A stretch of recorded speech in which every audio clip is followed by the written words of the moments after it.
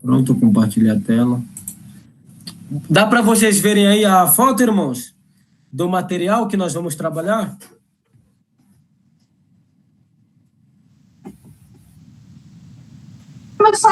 Sim. Beleza, então vamos iniciar aqui. A paz do Senhor Jesus Cristo a todos. Sejam bem-vindos ao Seminário Querus. Como o Eric está aqui, é a primeira aula dele. Eu, juntamente com o John Michael, um amigo meu, Eric, nós sentimos da parte de Deus em montar, criar, formar um seminário para a preparação de obreiros, líderes, crentes na obra de Deus, com o propósito de preparar os nossos irmãos para servir a Deus e também com o propósito de fazer que os nossos irmãos conheçam mais a Deus. Até porque Deus, ele voluntariamente decidiu se revelar a nós através das Escrituras e nos dá as ferramentas para servir ele melhor através das Escrituras. Então, esse seminário, ele tem esses dois objetivos. Hoje, nós vamos tratar sobre a bibliologia e hoje nós vamos falar sobre a inspiração das Escrituras, a inspiração divina da Bíblia, como se deu essa inspiração na vida dos escritores. Hoje nós vamos aprender de forma detalhada, minuciosamente.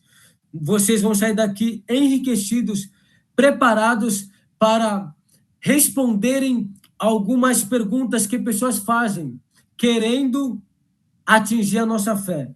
Vocês vão saírem daqui preparados para argumentar contra alguns argumentos como: a Bíblia, ela foi escrita por homens, por isso eu não devo obedecê-la, por isso ela não é palavra de Deus. Será? Nós vamos ver que a Bíblia é sim palavra de Deus. Nós vamos tratar desse assunto hoje. Dentro aqui do material, olha, inspiração das Escrituras. Em resumo, notam-se na Bíblia duas coisas: o livro e a mensagem. No capítulo anterior, estudamos a Bíblia como livro, porque nós falamos sobre a estrutura da Bíblia, a etimologia da palavra da Bíblia, nós falamos sobre a estrutura do Antigo Testamento, do Novo Testamento, fatos e particularidades da Bíblia.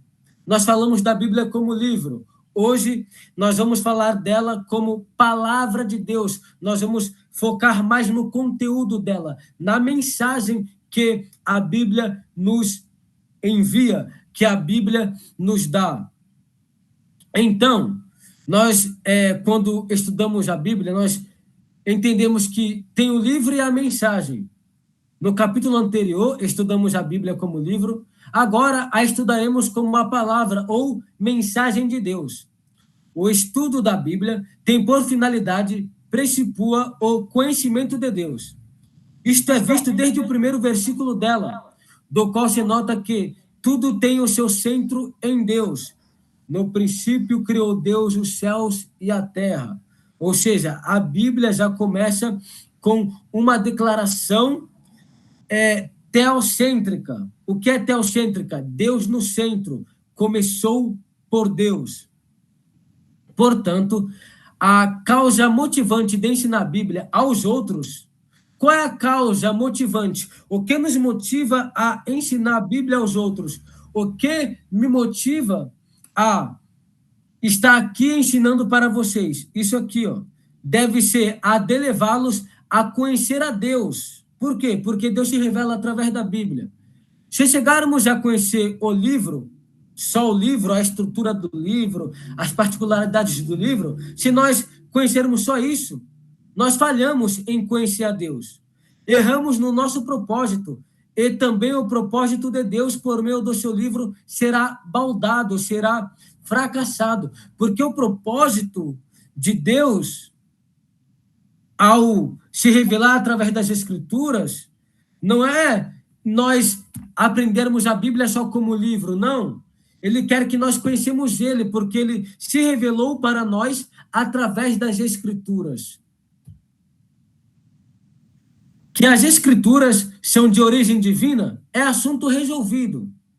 O crente, ele nem precisa de argumentos racionais para entender que a Bíblia é palavra de Deus. Por quê? Porque o Espírito Santo já testifica no coração dele. Porém, é bom a gente também sabermos de forma racional, para nós termos como defender a nossa fé, para nós ter uma fé sólida, não uma fé cega. Por exemplo, se alguém vier até o Davi perguntar, Davi, por que a Bíblia é a palavra de Deus? Será que eu vou ter argumento para defender?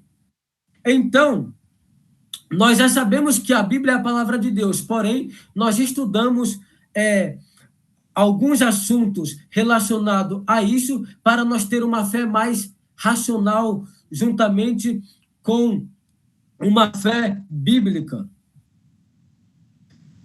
Então, vamos lá. Quem tem o Espírito de Deus deposita toda a confiança nela como a palavra de Deus, sem exigir provas nem argumentos. Portanto, sob o ponto de vista legal, a Bíblia não pode estar sujeita a provas e argumentos. Ou seja, não tem como também defender a Bíblia só com provas e argumentos. Não. É necessário fé. Por quê? Porque a carta aos Hebreus, capítulo 11, versículo 6, está escrito: ora, sem fé é impossível agradar a Deus, porque é necessário que aquele que se aproxima de Deus creia que ele existe e que é o galardoador dos que o buscam. Ou seja, é necessário ter fé juntamente com a razão para nós termos uma fé sólida nas Escrituras. Apresentamos algumas provas da Bíblia como a palavra de Deus, não para crermos que ela é divina. Não, nós já acreditamos, mas porque cremos que ela é divina. Ou seja, as provas que eu vou colocar aqui para vocês, defendendo que a Bíblia é a palavra de Deus, não vai ser para a gente crer que ela é divina, não. Nós já cremos, por isso nós só vamos estudar mais, se aprofundar mais. É satisfação para nós, crentes na Bíblia, podermos apresentar evidências externas daquilo que cremos internamente no coração. Olha que interessante. O presente século é caracterizado por ceticismo, racionalismo, materialismo e outros ismos, sem conta, muitos ismos. Todos esses ismos, ceticismo, racionalismo, materialismo e outros ismos, são contra a inspiração divina da Bíblia. Porém, esses que são contras não estão corretos. Pelo contrário, estão incorretos, porque os argumentos deles não se sustentam, não têm uma base sólida. Já nós que acreditamos na inspiração das Escrituras, por parte de Deus, temos argumentos sólidos, argumentos confiáveis. A Bíblia, em meio a tais sistemas, sempre sofre grandes ameaças. Até há pouco tempo, a luta do diabo visava destruir o próprio livro, ou seja, quando nós estudamos a história da igreja, nós vemos que a luta do diabo era exterminar, era tirar da história o livro, a Bíblia, do mundo. Porém, ele não conseguiu. Vendo que ele não conseguiu, ele mudou de tática e agora procura perverter a mensagem do livro. Ele quer fazer heresia com a palavra de Deus. Ele quer mudar os princípios da palavra de Deus. Essa é a estratégia do diabo agora. Por isso que tem muitas seitas e doutrinas falsas que proliferam por toda parte, coadjuvadas pelo fanatismo e ignorância prevalecentes em muitos lugares. Nossa crença na Bíblia deve ser convicta, sólida e fundamental. Não deve ser jamais um eco ou reflexo dos outros. Agora, há uma pergunta que permeia essa aula. Qual pergunta? Se alguém lhe perguntar, leitor, Eric, Jaqueline, Geraldo, Sônia, Davi. Se alguém nos perguntar, por que você crê que a Bíblia é a palavra de Deus? Aí, eu pergunto outra pergunta. Saberá você responder adequadamente? Se você está na rua evangelizando alguém e a pessoa fala, por que você acredita que a Bíblia é a palavra de Deus? Você terá argumentos sólidos para defender o seu argumento, defender a sua crença? Se você não tem, hoje você vai ter. E se você tem, hoje você vai relembrar. Ou se você tem por parte, hoje você vai saber mais argumentos para você defender a crença na inspiração divina das Escrituras. Muitos crentes têm sua crença na Bíblia desde a infância, através dos pais e etc., mas nunca fizeram um estudo profundo e acurado para verificarem a realidade da origem divina da Bíblia. Irmãos, calma aí rapidinho.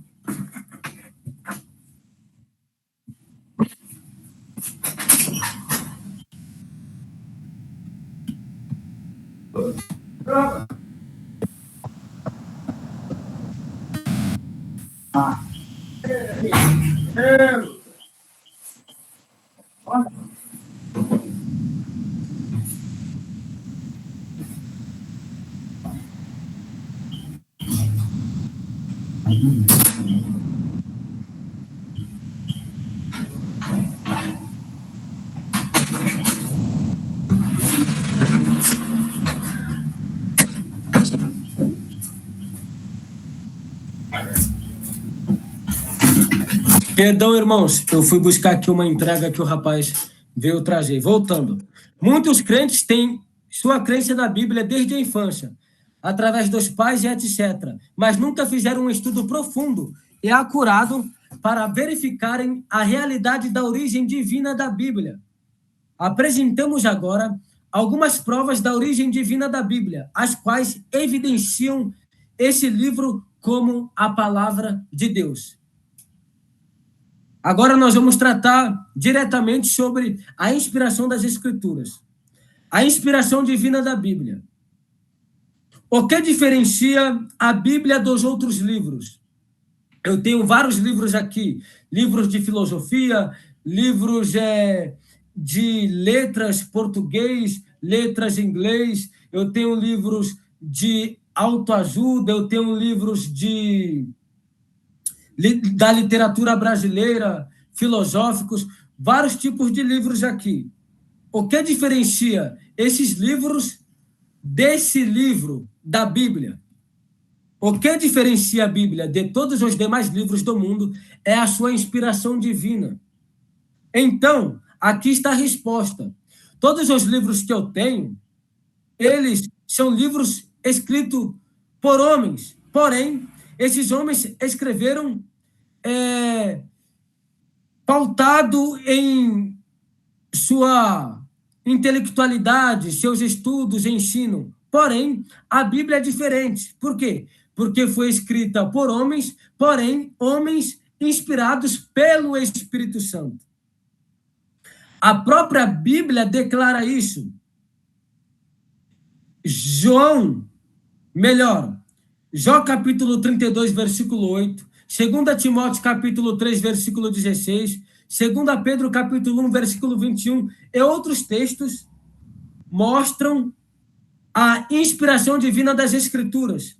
Aqui, como base para a nossa aula, eu só vou usar o texto de 2 Timóteo capítulo 3, 16 e o texto de 2 Pedro capítulo 1, versículo 21. Acompanhem juntamente comigo. 2 Pedro capítulo 1, versículo 21. Vamos lá. 2 Pedro capítulo 1, versículo 21. Olha o que está escrito.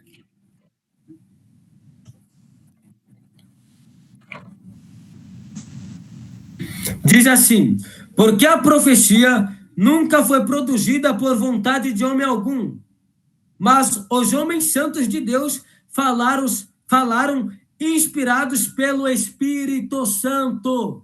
Homens falaram inspirados pelo Espírito Santo. Agora, 2 Timóteo, capítulo 3, versículo 16. Olha o que está escrito. Toda a Escritura não é parte, não é só as palavras de Jesus escritas em vermelha, não. Toda a Escritura divinamente inspirada é proveitosa para ensinar, para redarguir, para corrigir, para instruir em justiça. É toda a Escritura. Para que o homem de Deus seja perfeito e perfeitamente instruído para toda boa obra. A Bíblia é chamada Palavra de Deus porque foi inspirada pelo próprio Deus. Em 2 Timóteo, capítulo 3, versículo 16, está escrito que toda a Escritura é inspirada por Deus. A palavra grega usada para toda a Escritura inspirada por Deus é Theopneustos, que significa literalmente soprada por Deus. Soprada por Deus. Agora, há uma pergunta. O que é inspiração? Nós falamos que a Bíblia é inspirada por Deus. O que é inspiração? Nós vamos aprender, irmãos. Para entender melhor, primeiro precisamos entender o significado da palavra inspiração.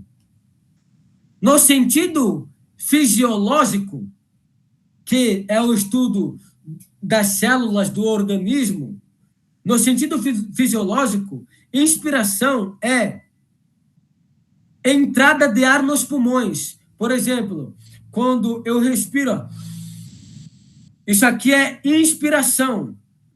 E o que é expiração? Saída de ar dos pulmões. Ou seja, inspiração é eu inspirar o ar para dentro. Expiração é a saída do ar dos pulmões. Quando falamos o ar é expelido, por isso existe o ditado, falar é fôlego. Porque quando nós falamos, nós estamos falando com base em nosso fôlego, em nosso ar, que nós inspiramos e expiramos. E a aplicação espiritual? Nós já entendemos o seu sentido fisiológico. E a aplicação espiritual sobre o que é inspiração? A aplicação espiritual. Da mesma forma, Deus soprou o seu espírito sobre os escritores da Bíblia, como Deus soprasse, sobre os escritores da Bíblia, para que transmitissem a mensagem divina. Portanto, inspiração divina é a influência sobrenatural do Espírito Santo sobre os escritores da Bíblia, capacitando-os a registrar a mensagem de Deus sem erro. O que é inspiração, Davi? O que é inspiração, Eric? Aqui está a resposta. É o sopro de Deus na vida dos escritores, capacitando os escritores pelo Espírito Santo a escreverem as Escrituras. E assim, eles não erraram, porque quem conduziu todos foi Deus. Aqui é o resumo da inspiração, sobre o que é inspiração. Agora nós vamos tratar sobre o segundo ponto.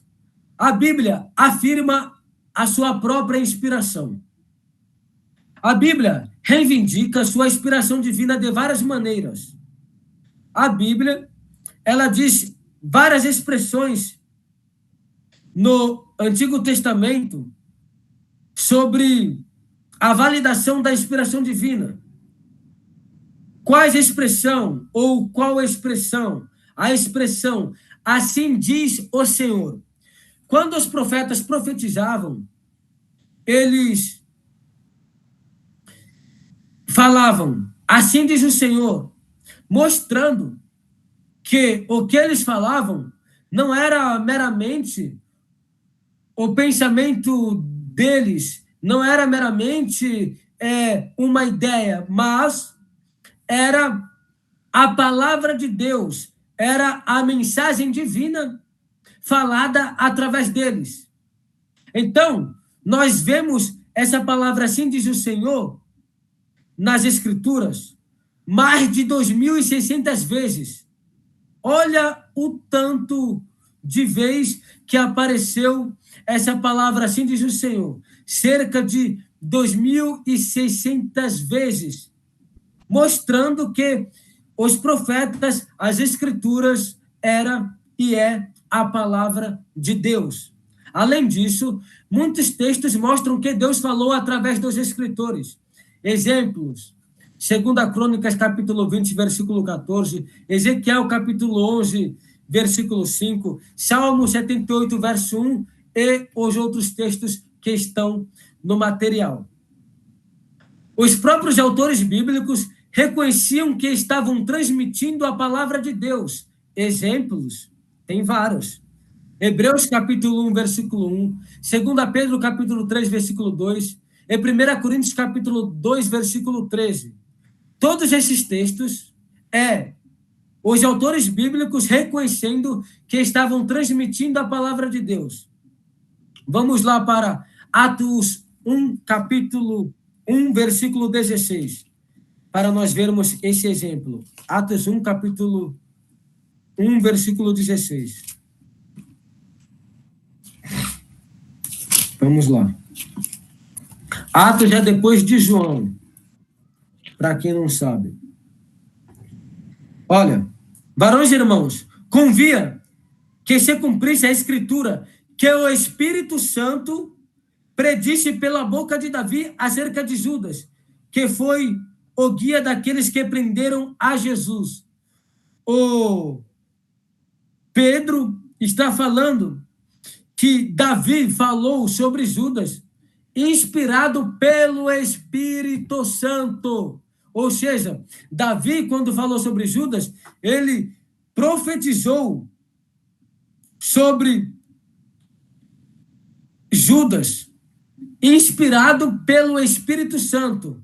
Por isso que ele acertou na profecia, porque foi o próprio Espírito Santo que falou através de Davi.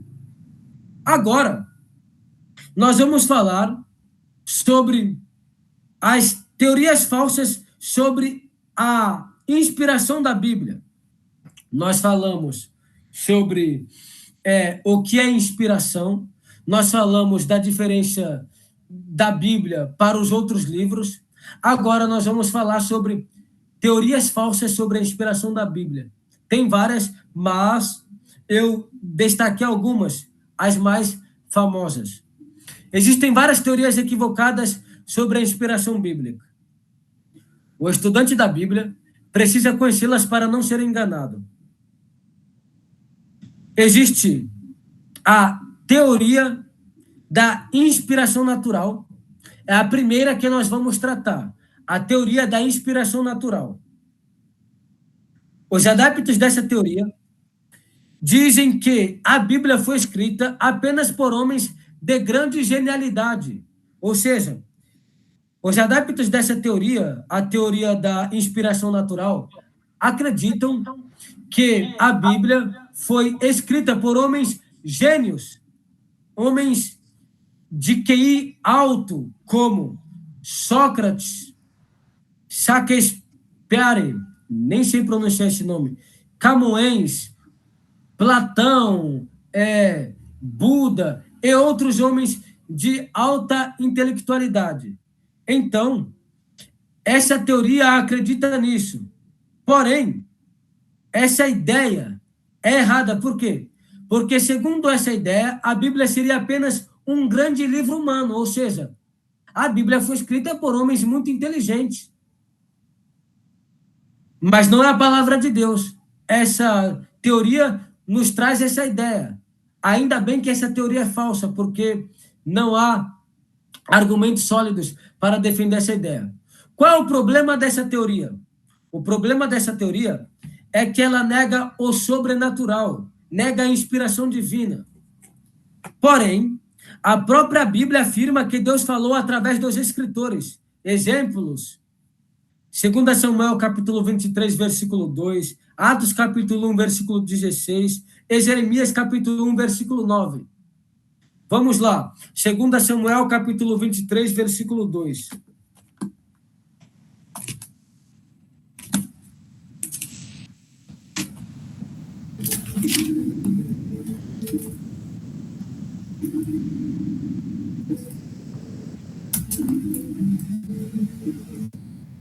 Olha o que está escrito.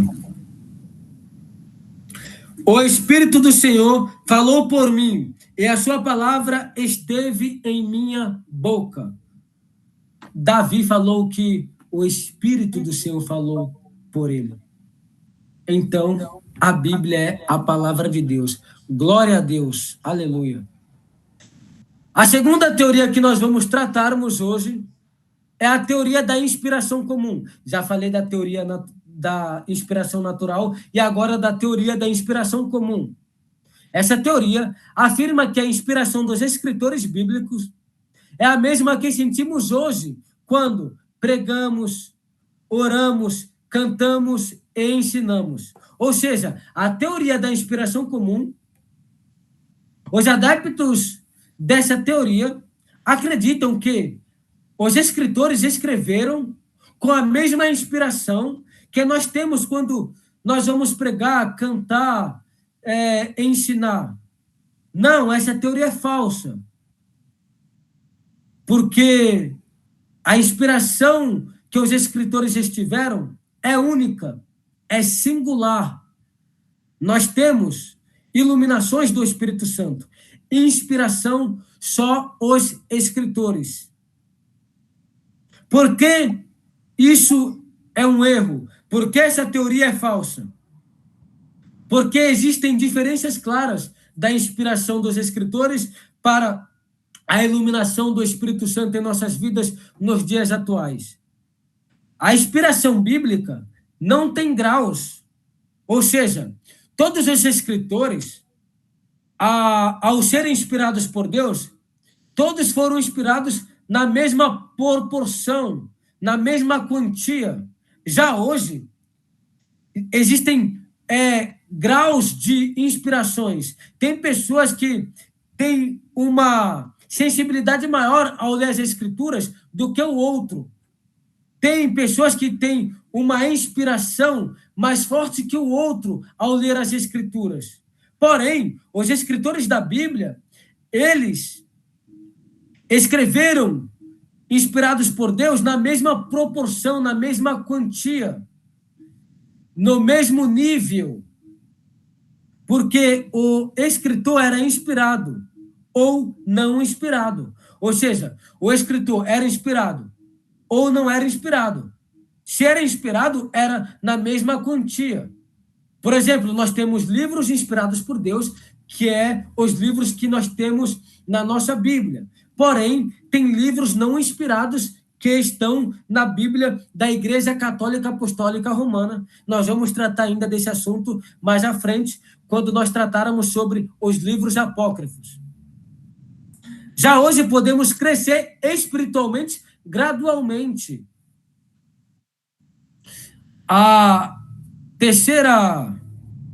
Outro ponto importante ainda falando dessa teoria é que a inspiração bíblica era temporária. Os profetas frequentemente diziam: veio a minha palavra do Senhor. Isso indicava um momento específico da revelação. Ou seja, quando se fechou o cânon, o último livro, o Apocalipse, a inspiração das Escrituras, como escritores estiveram, foi encerrada. Se parou no último escritor,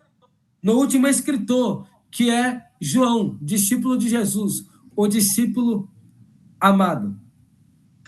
Outra teoria, a terceira teoria que nós vamos tratar agora é a teoria da inspiração parcial.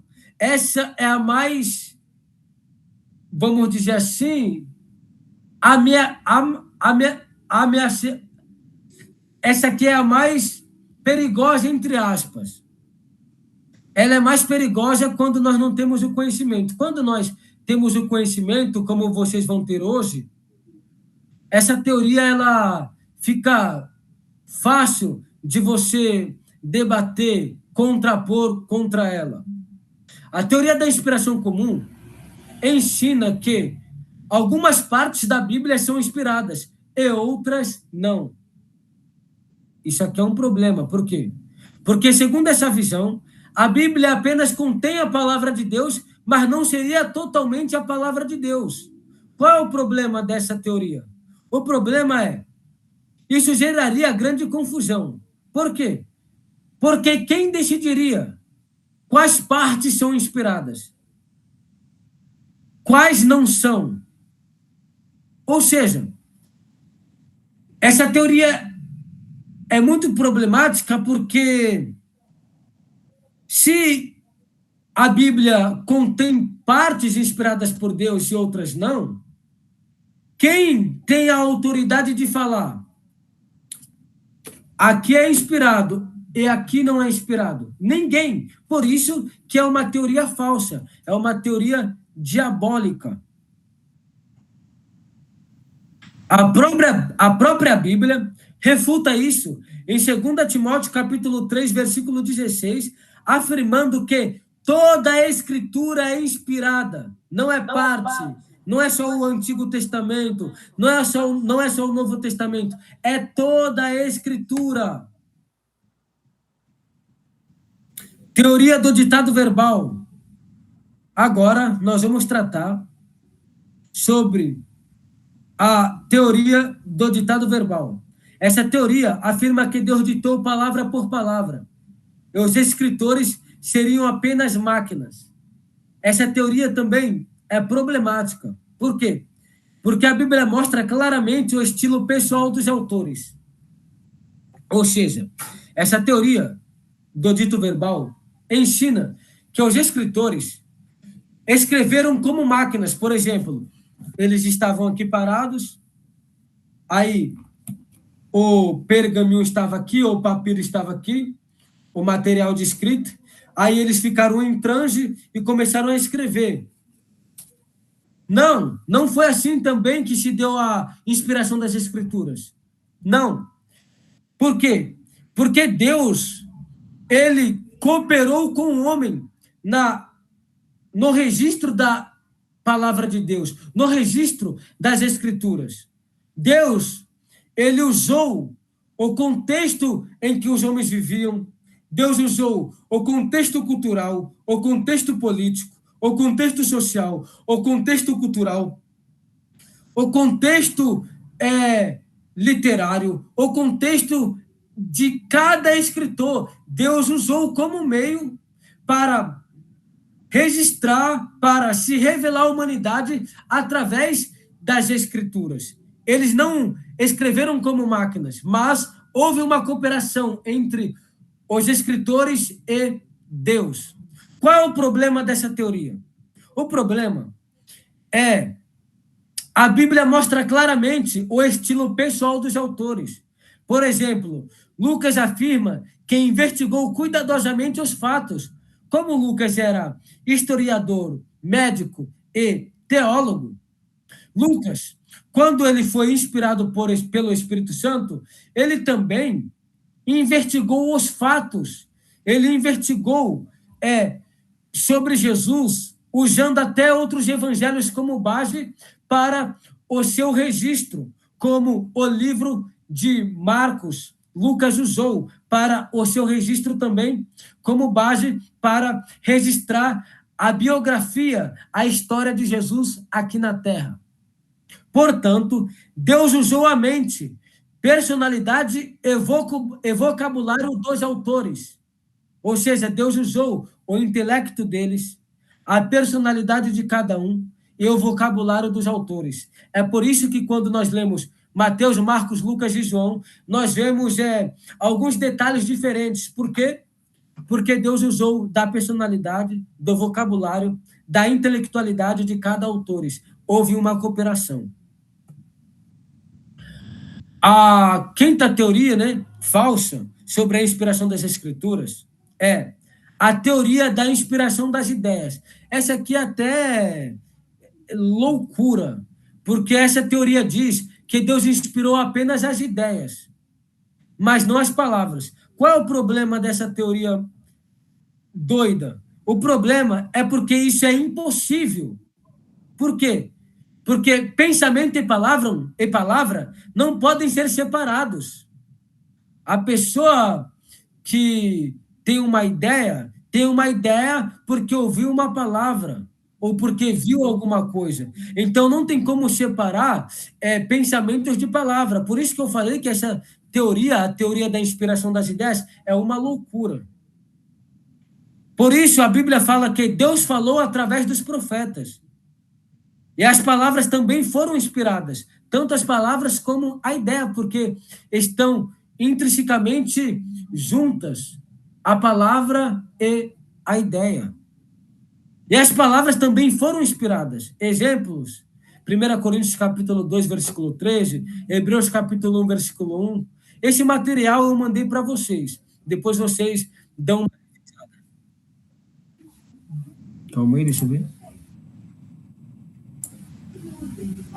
Deixa eu ver quanto tempo falta. Aqui, falta 21 minutos. Bora partir, meus irmãos. Bora continuar. Vamos lá. Agora, nós vamos tratar sobre a verdadeira teoria a respeito da inspiração. Como se deu a inspiração das Escrituras? A teoria correta é a teoria da inspiração plenária verbal. A posição correta é chamada inspiração plenária verbal.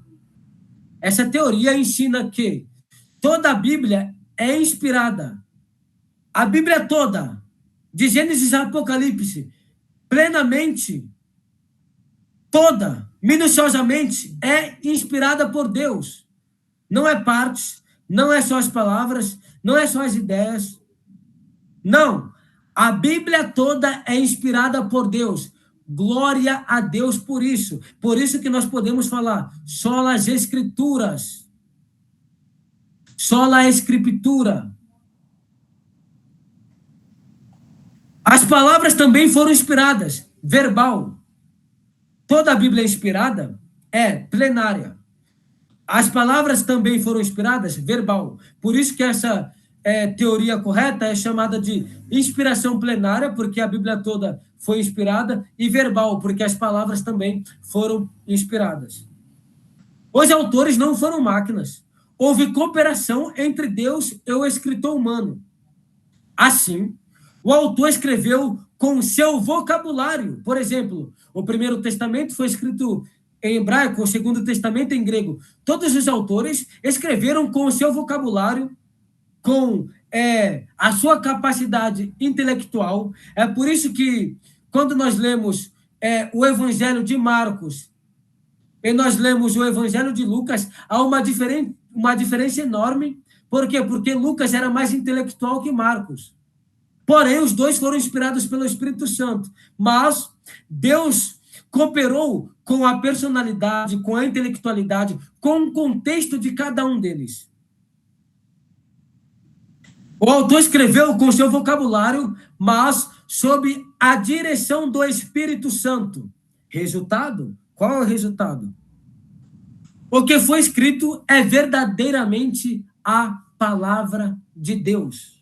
Então, aqui nós tratamos sobre as teorias falsas da inspiração das Escrituras e acabamos de aprendermos sobre a teoria correta, verdadeira, que é a teoria plenária e verbal. Toda a Bíblia é inspirada por Deus, toda a palavra é inspirada por Deus.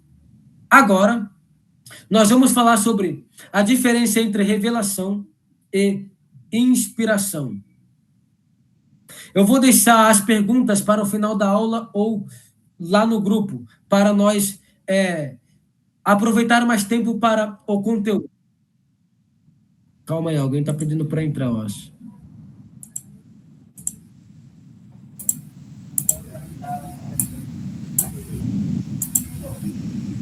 Entrou. Vamos lá, continuando, meus irmãos. Agora, calma aí. Nós vamos tratar da diferença entre revelação e inspiração. A diferença, Davi, entre revelação e inspiração, claro, muita diferença. Esses dois termos não significam a mesma coisa. Revelação. Revelação é quando Deus mostra algo que o homem não poderia saber sozinho. Exemplos. Daniel, quando Daniel tem visão. 1 Pedro capítulo 1, versículo 10 e versículo 11, também é um exemplo da revelação. Revelação é quando Deus mostra algo que o homem não poderia saber sozinho.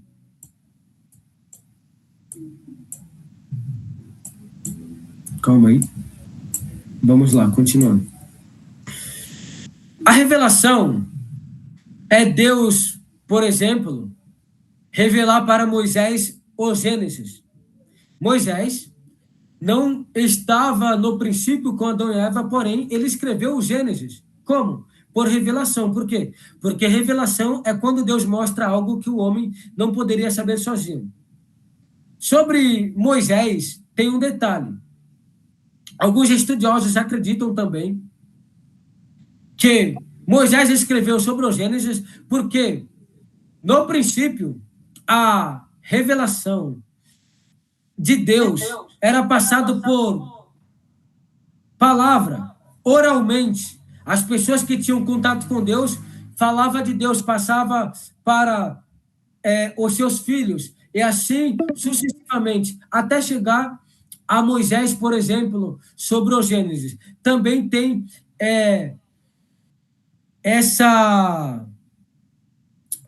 como que eu posso dizer? Esse argumento. Porque Abraão já falava sobre escrituras, sobre mandamentos que Deus tinha dado para ele. Então, há esse detalhe também sobre o Gênesis. Pode ser que Moisés escreveu por revelação ou por ensino, conteúdo que ele recebeu oralmente dos seus antepassados. E depois ele escreveu, porque foi necessário. Porém, abra sua Bíblia comigo em Daniel capítulo 12, versículo 8. Daniel, capítulo 12, versículo 8. Eu vou ir rápido para nós ganharmos mais tempo. Daniel, capítulo 12, versículo 8, vai dizer assim, ó. Eu, pois, ouvi, mas não entendi. Por isso eu disse, Senhor meu, qual será o fim dessas coisas? Deus revelou sobre as coisas futuras para Daniel. Houve uma revelação da parte de Deus para Daniel, sem ele saber. Daniel só soube das coisas futuras porque Deus revelou. Por isso que a definição de revelação é Deus mostrar algo que o homem não poderia saber sozinho. Daniel só soube das coisas futuras porque Deus revelou. Exemplos da revelação na Bíblia. Por exemplo, a criação em Gênesis, como eu falei sobre Moisés, o sonho de Nabucodonosor revelado a Daniel, as doutrinas reveladas ao apóstolo Paulo. Até o apóstolo Paulo, ele também escreveu cartas por inspiração divina, como Gálatas capítulo 1, versículo 11 ao 12, ele vai relatar sobre isso. Efésios capítulo 3, versículo 7, ele vai falar sobre isso também. Aqui nós tratamos sobre a revelação. O que é inspiração, Davi? Vamos lá. Inspiração, você já tem, já está mais familiarizado com inspiração, porque eu já tratei no início da aula. Inspiração é a ação do Espírito Santo guiando o escritor a registrar corretamente a mensagem de Deus. Ou seja, inspiração é o Espírito Santo capacitando os escritores a registrar corretamente, sem erro nenhum, a mensagem de Deus. Nem tudo na Bíblia foi revelação direta. Entende isso? Nem tudo na Bíblia foi revelação direta. Mas tudo na Bíblia foi inspirado. Exemplo, Lucas pesquisou fatos históricos antes de escrever seu evangelho. Lucas capítulo 1, versículo 4. O Espírito Santo inspirou ele a fazer essas pesquisas. Porém, isso não foi revelado, porque vocês já entenderam o que é revelação. E agora entenderam de forma mais detalhada o que é inspiração. Mas, mesmo assim, o registro foi inspirado por Deus, como eu acabei de falar.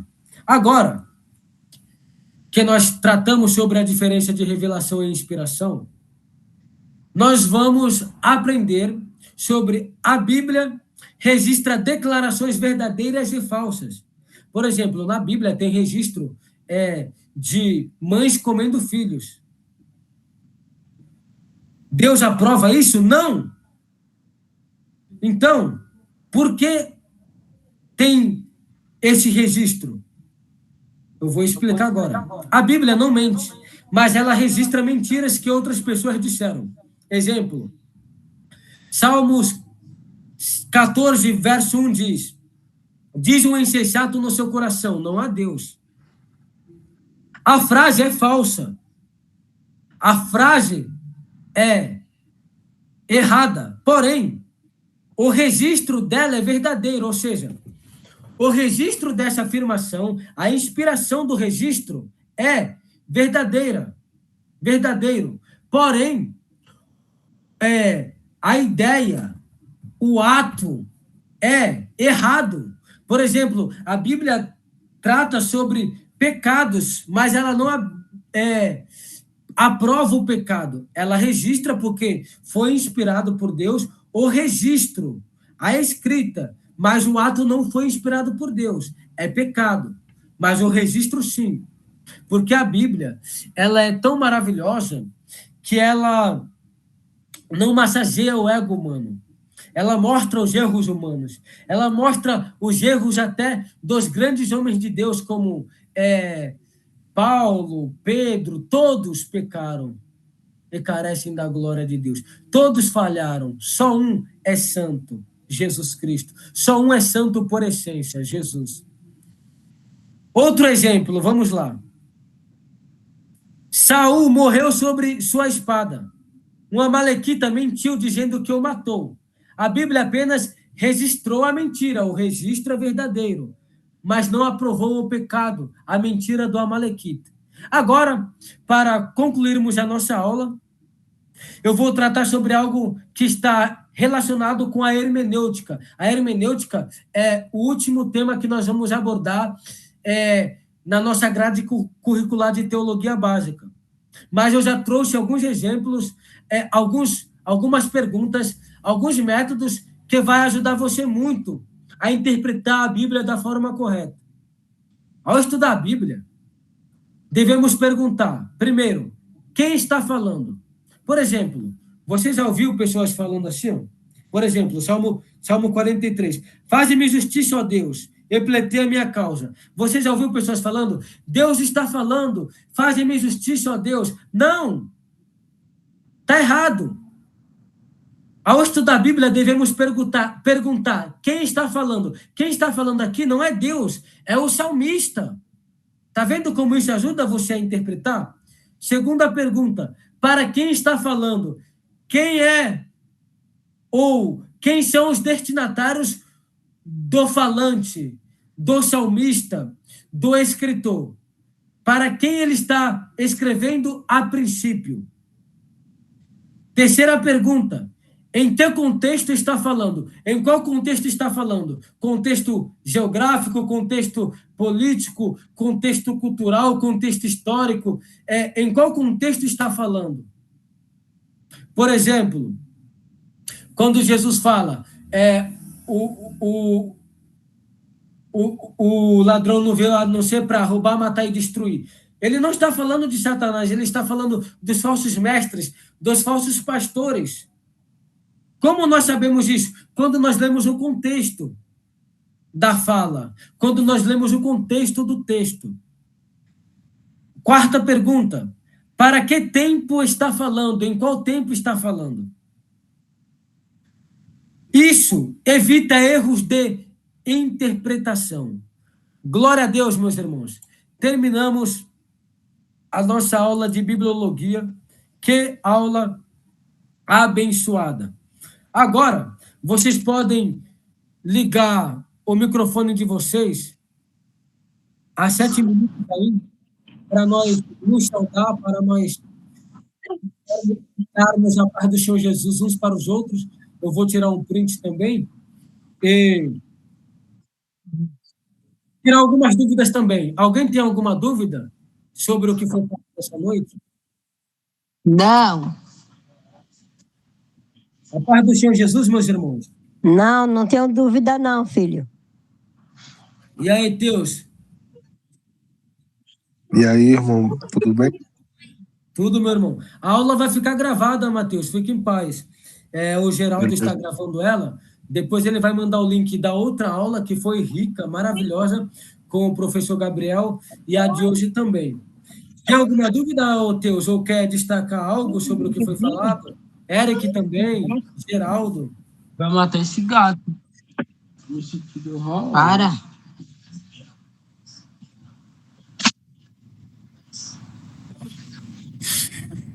Não tem nenhuma dúvida. Vamos tirar um print para mim. Vamos tirar um print para mim. Ou eu vou tirar uma foto aqui só apenas. Fique em paz. Para mim postar lá no Instagram.